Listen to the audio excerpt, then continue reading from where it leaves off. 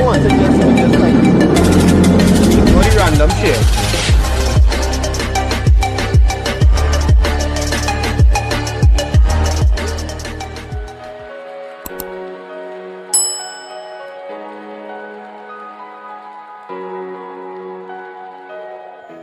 Welcome viewers to another episode in Trinbago Life. This week, this episode takes us to La Fillete village, which is located just after Las Cuevas on the North Coast Road.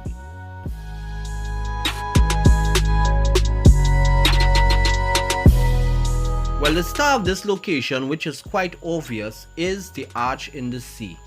Surrounded by some beautiful rocks and a lot of seaweeds and so much of natural beauty, this place is one of the most beautiful places on earth.